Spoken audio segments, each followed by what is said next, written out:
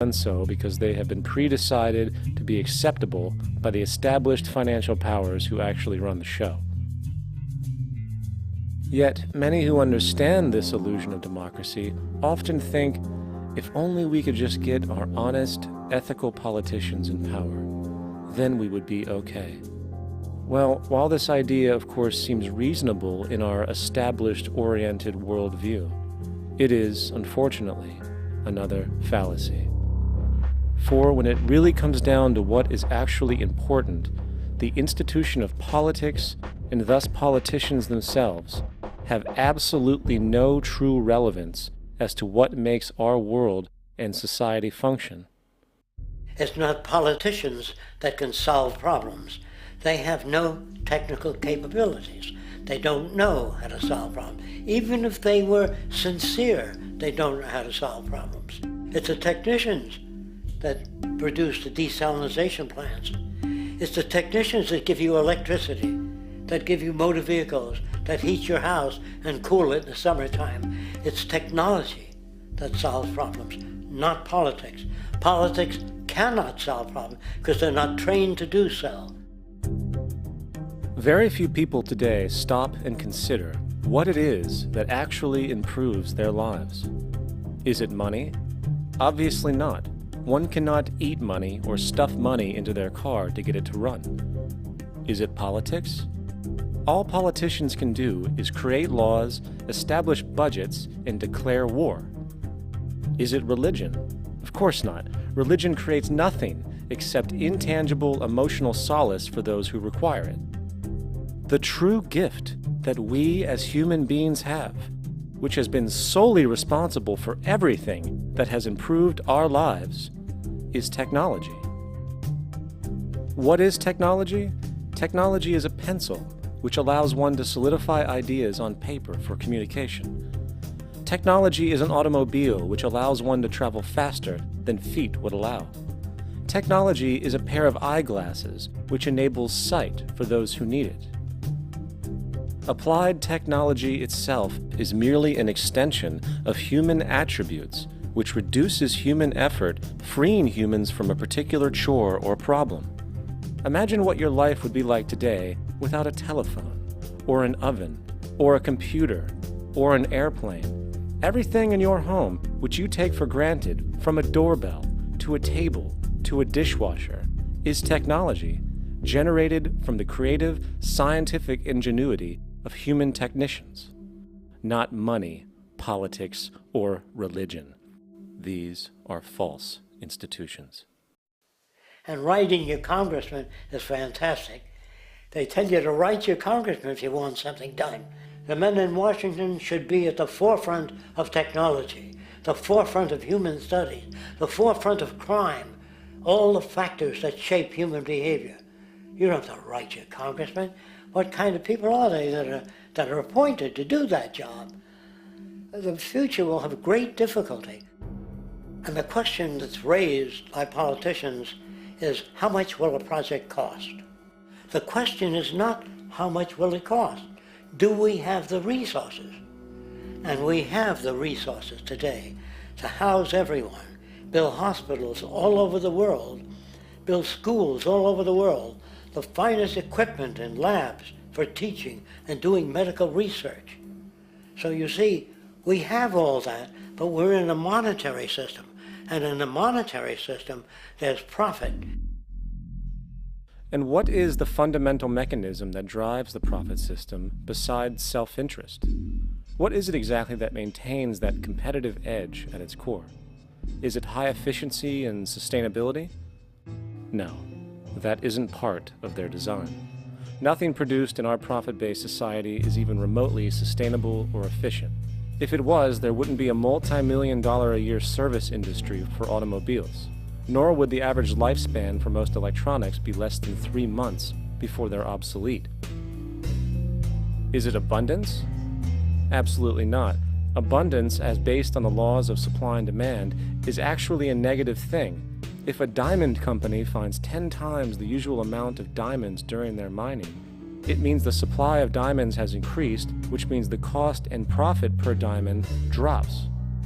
The fact is, efficiency, sustainability, and abundance are enemies of profit. To put it into a word, it is the mechanism of scarcity that increases profits. What is scarcity? Based on keeping products valuable. Slowing up production on oil raises the price. Maintaining scarcity of diamonds keeps the price high. They burn diamonds at the Kimberley diamond mines. They're made of carbon. That keeps the price up.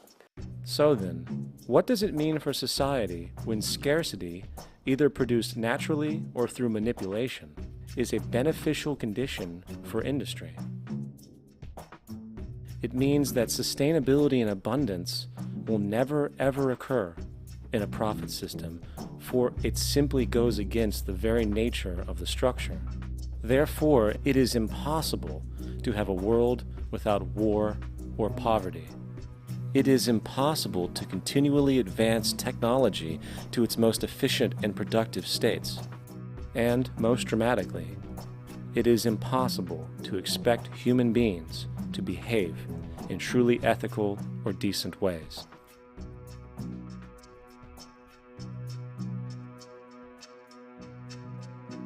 People use the word instinct because they can't account for the behavior.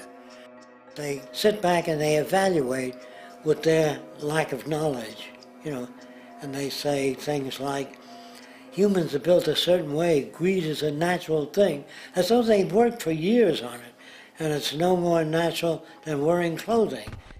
What we want to do is to eliminate the causes of the problems, eliminate the processes that produce greed and bigotry and prejudice and people taking advantage of one another and elitism, eliminating the need for prisons and welfare.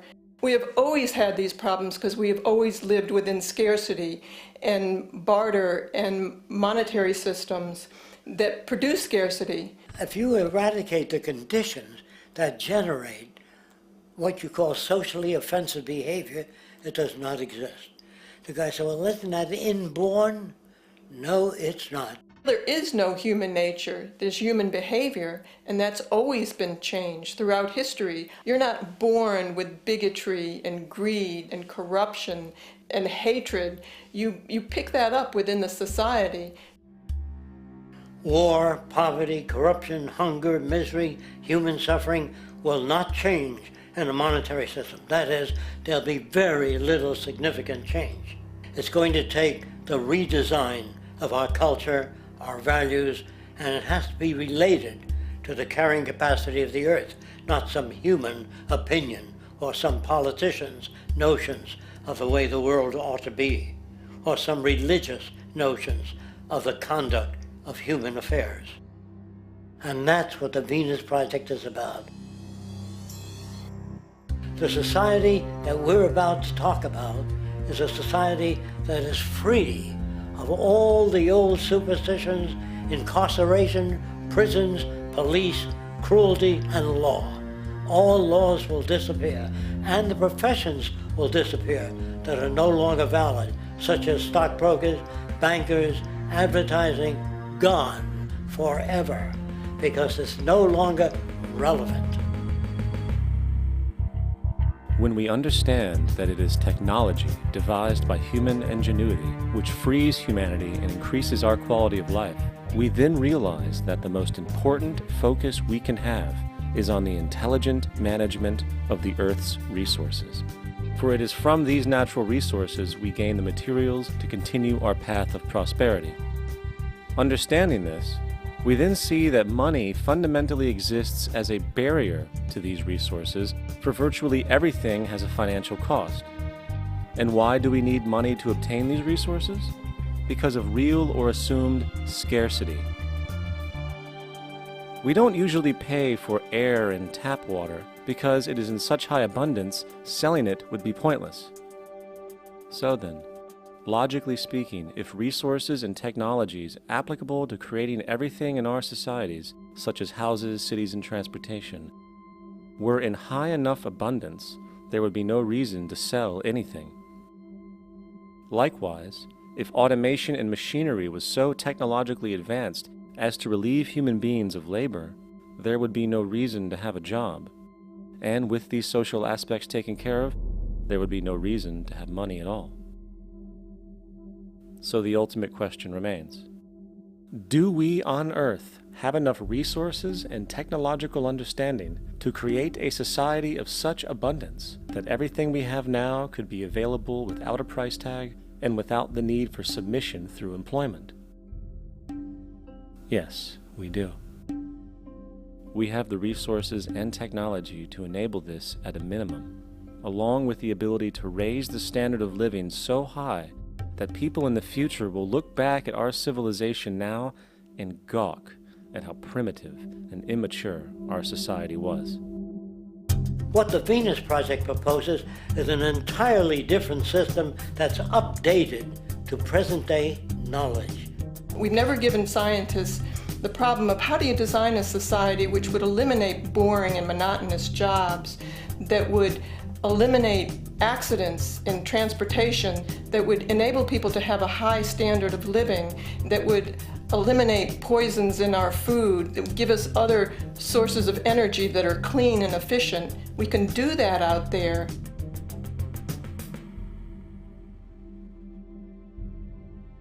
The major difference between a resource-based economy and a monetary system is that a resource-based economy is really concerned with people and their well-being, where a monetary system has become so distorted that the concerns of the people are really secondary, if they're there at all. The products that are turned out are for how much money you can get. If there is a problem in society and you can't earn money from solving that problem, then it won't be done. The resource-based economy is really not close to anything that's been tried. And with all our technology today, we can create abundance. It could be used to improve everyone's lifestyle. Abundance all over the world if we use our technology wisely and maintain the environment. It's a very different system, and it's very hard to talk about because the public is not that well enough informed as to the state of technology.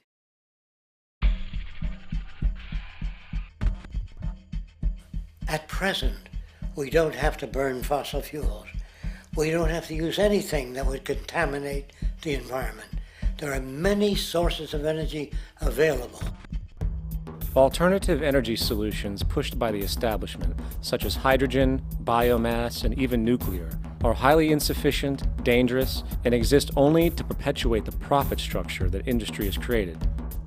When we look beyond the propaganda and self-serving solutions put forth by the energy companies, we find a seemingly endless stream of clean, abundant, and renewable energy for generating power. Solar and wind energy are well known to the public, but the true potential of these mediums remains unexpressed. Solar energy, derived from the sun, has such abundance that 1 hour of light at high noon contains more energy than what the entire world consumes in a year. If we could capture 1/100% of this energy, the world would never have to use oil, gas, or anything else. The question then is not availability, but the technology to harness it. And there are many advanced mediums today which could accomplish just that, if they were not hindered by the need to compete for market share with the established energy power structures. Then there's wind energy. Wind energy has long been denounced as weak, and due to being location-driven, impractical. This is simply not true. The U.S. Department of Energy admitted in 2007 that if wind was fully harvested in just 3 of America's 50 states, it could power the entire nation. And then there are the rather unknown mediums of tidal and wave power. Tidal power is derived from tidal shifts in the ocean. Installing turbines which capture this movement generates energy. In the United Kingdom, 42 sites are currently noted as available, forecasting that 34% of all the UK's energy could come from tidal power alone. Wave power, which extracts energy from the surface motions of the ocean, is estimated to have a global potential of up to 80,000 terawatt-hours a year. This means 50% of the entire planet's energy usage could be produced from this medium alone. Now, it is important to point out that tidal, wave, solar, and wind power requires virtually no preliminary energy to harness, unlike coal, oil, gas, biomass, hydrogen, and all the others. In combination, these four mediums alone, if efficiently harnessed through technology, could power the world forever. That being said, there happens to be another form of clean, renewable energy which trumps them all: geothermal power. Geothermal energy utilizes what is called heat mining, which, through a simple process using water, is able to generate massive amounts of clean energy. In 2006, an MIT report on geothermal energy found that 13,000 zettajoules of power are currently available in the Earth, with the possibility of 2,000 zettajoules being easily tappable with improved technology. The total energy consumption of all the countries on the planet is about half of a zettajoule a year. This means about 4,000 years of planetary power could be harnessed in this medium alone. And when we understand that the Earth's heat generation is constantly renewed, this energy is really limitless and could be used forever. These energy sources are only a few of the clean, renewable mediums available, and as time goes on, we will find more. The grand realization is that we have total energy abundance without the need for pollution, traditional conservation, or in fact, a price tag. And what about transportation?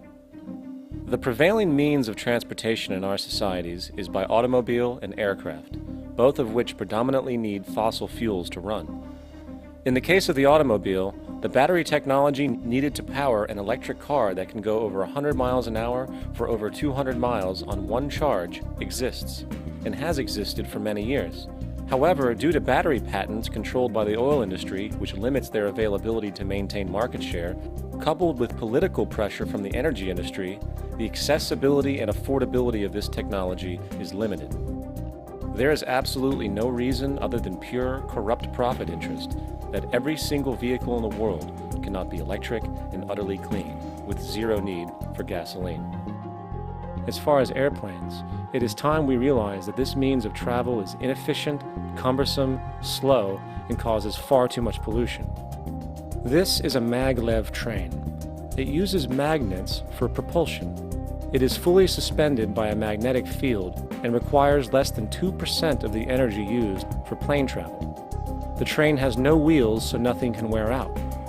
The current maximum speed of versions of this technology, as used in Japan, is 361 miles per hour. However, this version of the technology is very dated. An organization called ET3, which has connections with the Venus Project, has established a tube-based maglev that can travel up to 4,000 miles per hour in a motionless, frictionless tube, which can go over land or underwater. Imagine going from LA to New York for an extended lunch break, or from Washington, D.C. to Beijing, China in 2 hours. This is the future of continental and intercontinental travel: fast, clean, with only a fraction of the energy usage we use today for the same means. In fact, between maglev technology, advanced battery storage, and geothermal energy, there would be no reason to ever burn fossil fuels again. And we can do this now if we were not held back by the paralyzing profit structure. Now, America is inclined toward fascism. It has a propensity, by its dominant philosophy and religion, to uphold the fascist point of view. American industry is essentially a fascist institution. If you don't understand that, the minute you punch that time clock, you walk into a dictatorship. We're given notions about the respectability of work, and I really look at it as being paid slavery. They're brought up to believe that you shall earn your living by the sweat of your brow. That holds people back. Freeing people from drudgery, repetitive jobs which make them ignorant. You rob them.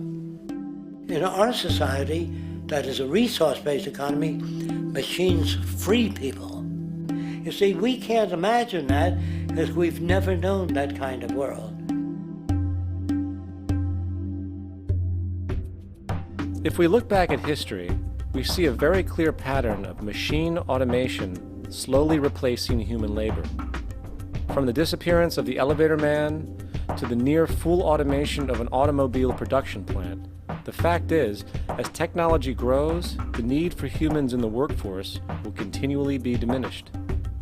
This creates a serious clash, which proves the falseness of the monetary-based labor system. For human employment is in direct competition with technological development.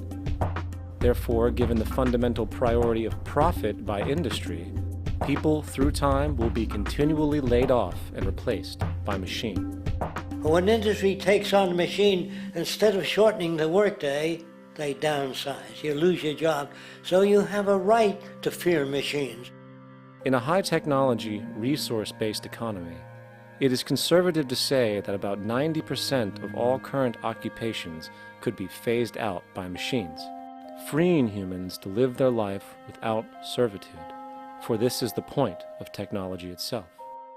And through time, with nanotechnology and other highly advanced forms of science, it is not far-fetched to see how even complex medical procedures could be performed by machines as well, and based on the pattern, with much higher success rates than humans get today. The path is clear, but our monetary-based structure, which requires labor for income, blocks this progress, for humans need jobs in order to survive. The bottom line is that this system must go, or we will never be free, and technology will be constantly paralyzed. We have machines that clean out sewers. It frees a human being from doing that. So look at machines as extensions of human performance. Furthermore, many occupations today will have simply no basis to exist in a resource-based economy, such as anything associated with the management of money, advertising, along with the legal system itself. For without money, a great majority of the crimes that are committed today would never occur. Virtually all forms of crime are a consequence of the monetary system, either directly or by neuroses inflicted through financial deprivation. Therefore, laws themselves could eventually become extinct. Instead of putting up a sign, drive carefully, slippery when wet, put abrasive in the highway so it's not slippery when wet. And if a person gets in a car that's drunk and the car oscillates a great deal, there's a little pendulum that swings up and back, and that'll pull the car over to the side. Not a law solution. Put sonar and radar in automobiles so they can't hit one another. Man-made laws are attempts to deal with occurring problems, and not knowing how to solve them, they make a law. In the United States, the most privatized, capitalist country on the planet, it should come as no surprise that it also has the largest prison population in the world, growing every year. Statistically, most of these people are uneducated and come from poor, deprived societies. And, contrary to propaganda, it is this environmental conditioning which lures them into criminal and violent behavior. However, society looks the other way in regard to this point. The legal and prison systems are just more examples of how our society avoids examining the root causes of behavior. Billions are spent each year on prisons and police, while only a fraction is spent on programs for poverty, which is one of the most fundamental variables responsible for crime to begin with. And as long as we have an economic system which prefers and in fact creates scarcity and deprivation, crime will never go away.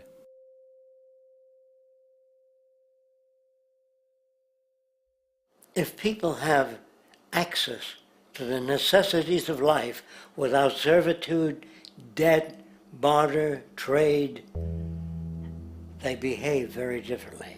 You want all these things available without a price tag. Now then, you gotta have a price tag. Well, what'll motivate people? Man gets everything he wants, he just lay around in the sun. This is the myth they perpetuate. People in our culture are trained to believe that the monetary system produces incentive. If they have access to things, why should they want to do anything? They will lose their incentive. That's what you're taught to support the monetary system. When you take money out of the scenario, there would be different incentives, very different incentives. When people have access to the necessities of life, their incentives change. What about the moon and the stars? New incentives arise. If you make a painting that you enjoy, you will enjoy giving it to other people, not selling it.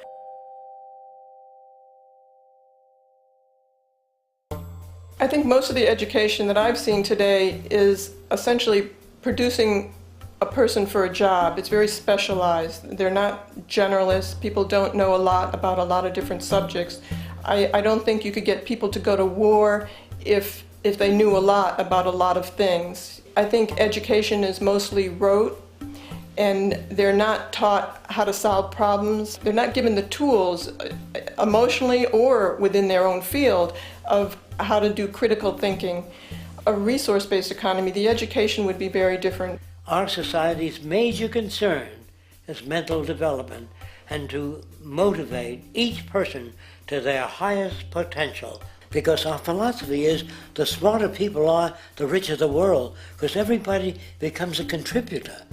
The smarter your kids are, the better my life will be, because they'll be contributing more constructively to the environment and to my life, because everything that we devise within a resource-based economy would be applied to society. There would be nothing to hold it back. Patriotism, weapons, armies, navies, all that is a sign that we're not civilized yet. Kids will ask their parents, didn't you see the necessity of the machines? Dad, couldn't you see that war was inevitable when you produce scarcity? Isn't it obvious? Of course the kid will understand that you were pinheads, raised merely to serve the established institutions. We're such an abominable, sick society that we won't make the history book. They just say that large nations took land from smaller nations, used force and violence. You'll get history talked about as corrupt behavior all the way along until the beginning of the civilized world. That's when all the nations work together. World unification, working toward common good for all human beings, and without anyone being subservient to anyone else, without social stratification, whether it be technical elitism or any other kind of elitism, eradicated from the face of the earth. The state does nothing because there is no state. Because there is no state. The system I advocate, a resource-based global economy, is not perfect. It's just a lot better than what we have. We can never achieve perfection.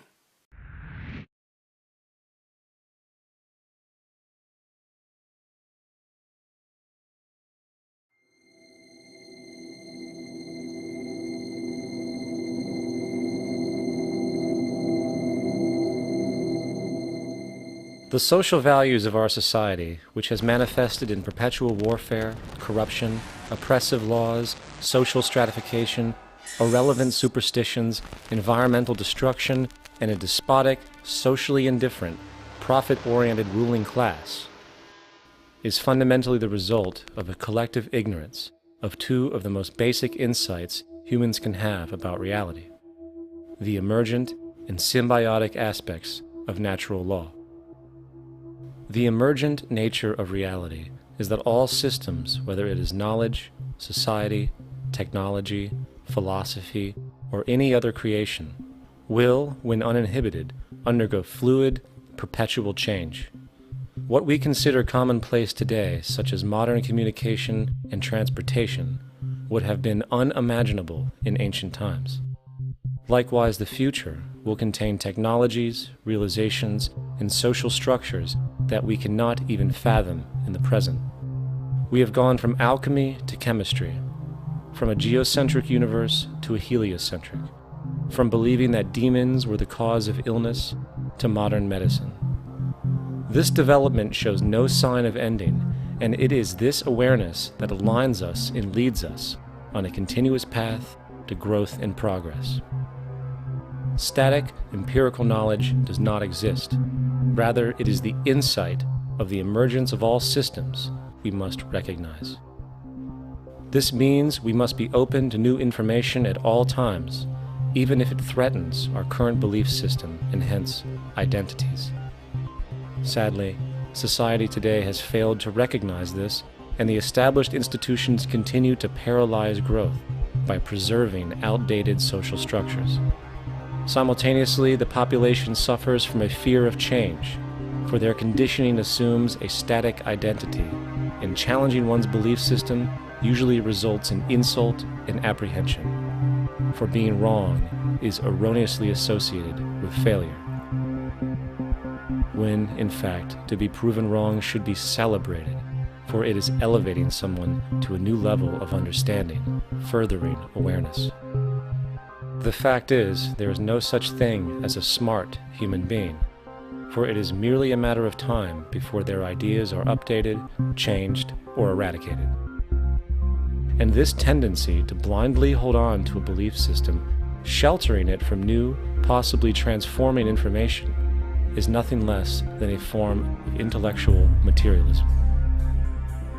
The monetary system perpetuates this materialism not only by its self-preserving structures, but also through the countless number of people who have been conditioned into blindly and thoughtlessly upholding these structures, therefore becoming self-appointed guardians of the status quo. Sheep, which no longer need a sheepdog to control them, for they control each other by ostracizing those who step out of the norm. This tendency to resist change and uphold existing institutions for the sake of identity, comfort, power, and profit is completely unsustainable, and will only produce further imbalance, fragmentation, distortion, and invariably, destruction. It's time to change. From hunters and gatherers, to the agricultural revolution, to the industrial revolution, the pattern is clear. It is time for a new social system which reflects the understandings we have today. The monetary system is a product of a period of time where scarcity was a reality. Now, with the age of technology, it is no longer relevant to society. Gone with the aberrant behavior it manifests. Likewise, dominant worldviews, such as theistic religion, operate with the same social irrelevancy. Islam, Christianity, Judaism, Hinduism, and all of the others exist as barriers to personal and social growth, for each group perpetuates a closed worldview, and this finite understanding that they acknowledge is simply not possible in an emergent universe. Yet, religion has succeeded in shutting down the awareness of this emergence by instilling the psychological distortion of faith upon its followers, where logic and new information is rejected in favor of traditionalized, outdated beliefs. The concept of God is really a method of accounting for the nature of things. In the early days, people didn't know enough about how things formed, how nature worked, so they invented their own little stories. And they made God in their own image. A guy that gets angry. When people don't behave right, he creates floods and earthquakes. And they say it's an act of God. A cursory glance at the suppressed history of religion reveals that even the foundational myths themselves are emergent culminations, developed through influence over time. For example, a cardinal doctrine of the Christian faith is the death and resurrection of Christ. This notion is so important that the Bible itself states, "And if Christ be not risen, then is our preaching vain, and your faith is also vain." Yet it is very difficult to take this account literally, for not only is there no primary source denoting this supernatural event in secular history, awareness of the enormous number of pre-Christian saviors who also died and were resurrected immediately puts the story in mythological territory by association. Early church figures such as Tertullian went to great lengths to break these associations, even claiming that the devil caused the similarities to occur, stating in the 2nd century, "The devil, whose business is to pervert the truth, mimics the exact circumstance of the divine sacraments. He baptizes his believers and promises forgiveness of sins. He celebrates the oblation of bread and brings in the symbol of the resurrection. Let us therefore acknowledge the craftiness of the devil, who copied certain things of those that be divine. What is truly sad, however, is that when we cease the idea that the stories from Christianity, Judaism, Islam, and all the others are literal history, and accept them for what they really are, which are purely allegorical expressions derived from many faiths, we see that all religions share a common thread, and it is this unifying imperative that needs to be recognized and appreciated. Religious belief has caused more fragmentation and conflict than any other ideology. Christianity alone has 34,000 different subgroups. The Bible is subject to interpretation. When you read it, you say, I think Jesus meant this. I think Job meant that. Oh no, he meant this. So you have the Lutheran, the Seventh-day Adventist, the Catholic, and a church divided is no church at all. And a church divided is no church at all. And this point on division, which is a trademark of all theistic religions, brings us to our second failure of awareness, the false assumption of separation through the rejection of the symbiotic relationship of life. Apart from the understanding that all natural systems are emergent, where all notions of reality will be constantly developed, altered, and even eradicated, we must also understand that all systems are, in fact, invented fragments, merely for the sake of conversation. For there is no such thing as independence in nature. The whole of nature is a unified system of interdependent variables, each a cause and a reaction, existing only as a concentrated whole. You don't see the plug connected to the environment, so it looks like we're free, wandering around. Take the oxygen away, we all die immediately. Take plant life away, we die. And without the sun, all the plants die. So we are connected. We really must take into account the totality. This isn't just a human experience on this planet. This is a total experience. And we know we can't survive without plants and animals. We know we can't survive without the four elements, you know. And so when are we going to really start taking that into account? That's what it is to be successful. Success depends on how well we relate to everything around us. I'm very aware of the fact that my grandson cannot possibly hope to inherit a sustainable, peaceful, stable, socially just world unless every child today growing up in Ethiopia, in Indonesia, in Bolivia, in Palestine, in Israel also has that same expectation. You got to take care of the whole community or you're going to have serious problems. And now we have to see that the whole world is the community and we must all take care of each other that way. And it's not just a community of human beings. It's a community of plants and animals and elements. And we really need to understand that. That's what's going to bring us joy, too, and pleasure. That's what's missing in our lives right now. We can call it spirituality, but the fact of the matter is, joy comes from that bliss of connectedness. That's our God spirit. That's that side of ourselves that really feels it. And you can feel it deep inside you. It's this amazing, wonderful feeling. And you know it when you get it. You don't get it from money. You get it from connection. Now, if that isn't a hazard to this country, how are we going to keep building nuclear weapons? You know what I mean? What's going to happen to the arms industry when we realize we're all one? It's going to fuck up the economy. The economy that's fake anyway. The economy that's fake anyway. The economy that's fake anyway. The economy that's fake anyway. The economy that's fake anyway. Which would be a real bummer. You can see why the government's cracking down on the idea of experiencing unconditional love.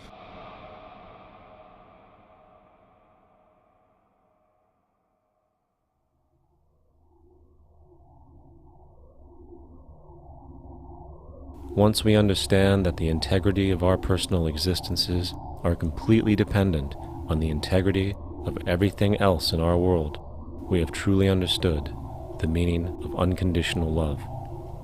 For love is extensionality, and seeing everything as you and you as everything can have no conditionalities. For, in fact, we are all everything at once. If it's true that we're all from the center of a star, every atom in each of us from the center of a star, then we're all the same thing. Even a Coke machine or a cigarette butt in the street in Buffalo is made out of atoms that came from a star. They've all been recycled thousands of times, as have you and I. And therefore, it's only me out there. So what is there to be afraid of? What is there that needs solace seeking? Nothing. There's nothing to be afraid of because it's all us. The trouble is we have been separated by being born and given a name and an identity and being individuated. We've been separated from the oneness, and that's what religion exploits, that people have this yearning to be part of the overall one again. So they exploit that. They call it God. They say he has rules. And I think it's cruel. I think you can do it absent religion.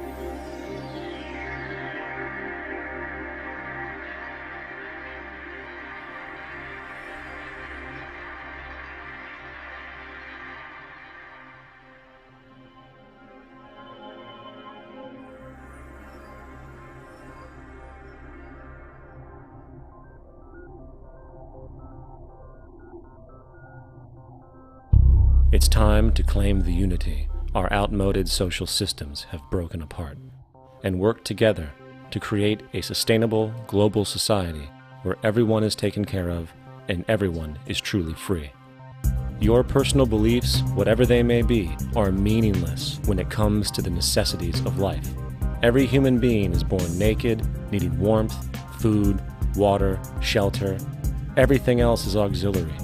Therefore, the most important issue at hand is the intelligent management of the Earth's resources. This can never be accomplished in a monetary system, for the pursuit of profit is the pursuit of self-interest, and therefore imbalance is inherent. Simultaneously, politicians are useless, for our true problems in life are technical, not political. Furthermore, ideologies that separate humanity, such as religion, need strong reflection in the community in regard to its value, purpose, and social relevancy. Hopefully, through time, religion will lose its materialism and basis in superstition and move into the useful field of philosophy.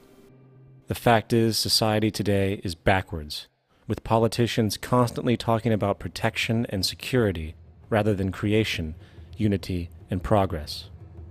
The U.S. alone now spends about $500 billion annually on defense. That is enough to send every high school senior in America to a four-year college. In the 1940s, the Manhattan Project produced the first true weapon of mass destruction. This program employed 130,000 people at an extreme financial cost. Imagine what our life would be like today if that group of scientists, instead of working on a way of killing people, worked on a way to create a self-sustaining, abundant world. Life today would be very, very different if that was their goal. Instead of weapons of mass destruction, it is time to unleash something much more powerful. Weapons of mass creation. Our true divinity is in our ability to create, and armed with the understanding of the symbiotic connections of life, while being guided by the emergent nature of reality, there is nothing we cannot do or accomplish. Of course, we face strong barriers in the form of established power structures that refuse to change. At the heart of these structures is the monetary system. As explained earlier, the fractional reserve policy is a form of slavery through debt, where it is literally impossible for society to be free. In turn, free market capitalism in the form of free trade uses debt to imprison the world and manipulate countries into subservience to a handful of large business and political powers. Apart from these obvious amoralities, the system itself is based on competition, which immediately destroys the possibility of large-scale collaborations for the common good, hence paralyzing any attempt at true global sustainability. These financial and corporate structures are now obsolete, and they must be outgrown. Of course, we cannot be naive enough to think that the business and financial elite are going to subscribe to this idea, for they will lose power and control. Therefore, peaceful yet highly strategic action must be taken. The most powerful course of action is simple. We have to alter our behavior to force the power structure to the will of the people. We must stop supporting the system. The only way the establishment will change is by our refusal to participate, while continuously acknowledging its endless flaws and corruptions. They're not going to give up the monetary system because of our designs of what we recommend. The system has to fail, and people have to lose confidence in their elected leaders. That will be a major turning point if the Venus Project is offered as a possible alternative. If not, I fear the consequences. The trends now indicate that our country is going bankrupt. The probability is our country will move toward a military dictatorship to prevent riots and complete social breakdown. Once the U.S. breaks down, all the other cultures will undergo similar things. As of now, the world financial system is on the brink of collapse due to its own shortcomings. The Comptroller of Currency stated in 2003 that the interest on the U.S. national debt will not be affordable in less than 10 years. This theoretically means total bankruptcy for the U.S. economy, and its implications for the world are immense. In turn, the fractional reserve-based monetary system is reaching its theoretical limits of expansion, and the banking failures you are seeing are just the beginning. This is why inflation is skyrocketing, all debt is at record levels, and the government and Fed are hemorrhaging new money to bail out the corrupt system. For the only way to keep the banks going is by making more money. The only way to make more money is to create more debt and inflation. It is simply a matter of time before the tables turn, and there is no one willing to take new loans, while defaults grow, as people are unable to afford their current loans. Then the expansion of money will stop, and contraction will begin on a scale never before seen, ending a century-long pyramid scheme. This has already begun. Therefore, we need to expose this financial failure for what it is, using this weakness to our advantage. Here are some suggestions. Expose the banking fraud. Citibank, JP Morgan Chase, and Bank of America are the most powerful controllers within the corrupt Federal Reserve System. It's time to boycott these institutions. If you have a bank account or a credit card with any of them, move your money to another bank. If you have a mortgage, refinance with another bank.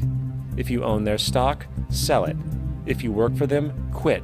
This gesture will express contempt for the true powers behind the private banking cartel known as the Federal Reserve, and create awareness about the fraud of the banking system itself. 2. Turn off the TV news. Visit the emerging independent news agencies on the internet for your information. CNN, NBC, ABC, Fox, and all the others present all news pre-filtered to maintain the status quo. With 4 corporations owning all major media outlets, objective information is impossible. This is the true beauty of the internet, and the establishment has been losing control because of this free flow of information. We must protect the internet at all times, as it is truly our savior right now. 3. Don't ever allow yourself, your family, or anyone you know to ever join the military. This is an obsolete institution now used exclusively for maintaining an establishment that is no longer relevant. U.S. soldiers in Iraq work for U.S. corporations, not the people. Propaganda forces us to believe that war is natural and the military is an honorable institution. Well, if war is natural, why are there 18 suicides every single day by American veterans who have post-traumatic stress disorder? If our military men and women are so honored, why is it that 25% of the American homeless population are veterans? 4. Stop supporting the energy companies. If you live in a detached house, get off the grid. Investigate every means of making your home self-sustainable with clean energy.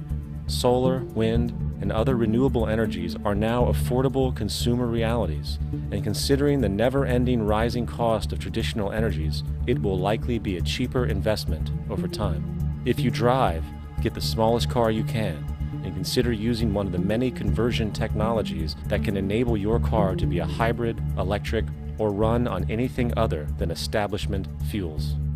5. Reject the political system. The illusion of democracy is an insult to our intelligence.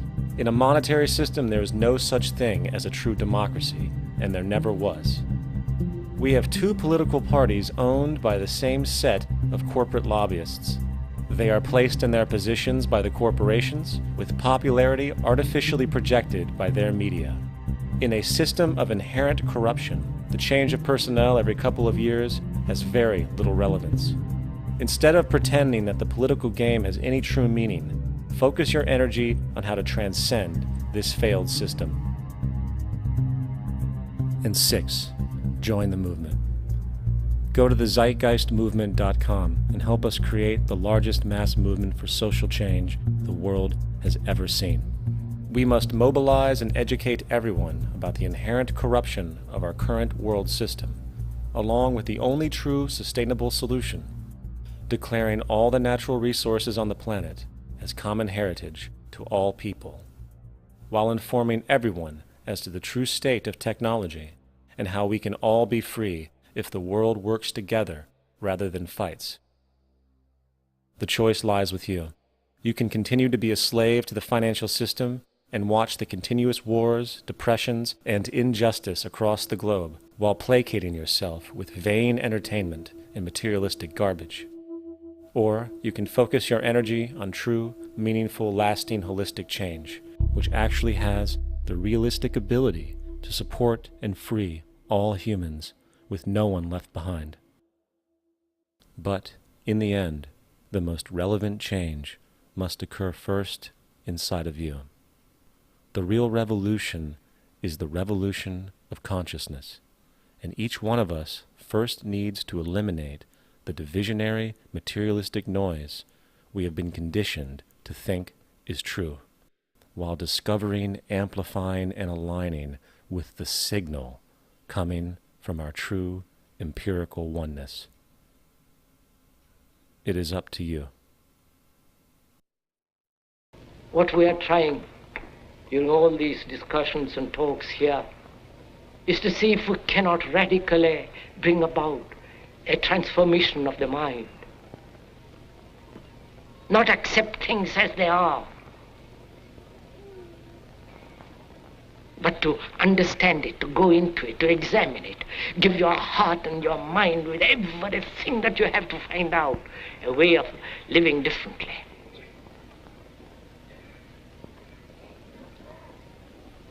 But that depends on you and not somebody else.